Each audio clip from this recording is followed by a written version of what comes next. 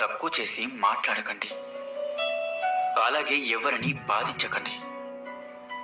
ఈరోజు మీరు శక్తివంతంగా ఉండొచ్చు, కానీ సమయం మీకన్నా శక్తివంతమైంది. గుర్తుంచుకోండి, ఏటికి వరద వచ్చినా, అలాగే నోటికి దురద వచ్చినా ఎప్పుడు దేన్ని ముంచుతాయో ఎవరికి తెలియదు. జాగ్రత్తగా ఉండండి.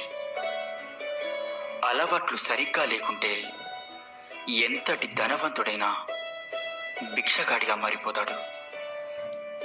నువ్వు బలమైన నిర్ణయం తీసుకోకపోతే నీ భవిష్యత్తు బలహీనపడుతుంది. నీ గెలుపు నీకే ఆనందాన్ని ఇవ్వకపోతే అది గెలుపే కాదు. ఒక వ్యక్తి హృదయంలో నిజాయితీ ఉన్నప్పుడు ఆ అందం అతని వ్యక్తిత్వంలో కనబడుతుంది. అనుమానంతో బ్రతికే వ్యక్తికి ఈ ప్రపంచంలో ఎంత వెతికినా కూడా ఆనందం అనేదే దొరకదు.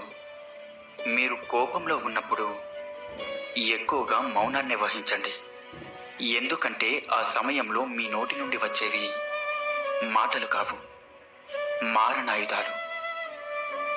మీరు చెప్పుడు మాటలు వింటే మీ జీవితాన్ని మీరు స్వయంగా నాశనం చేసుకున్నట్లే. ఏ వ్యక్తికైనా సంస్కారం అనేది పుట్టుకతోనే రాదు. జల్ జల్ జల్ దీపాల వెలుగుల్లో నా మనసే ఉప్పొంగేనుగా. ఝల్ ఝల్ ఝల్ గాజుల సవ్వడిలో ఈ లోకమే ఊగేనుగా.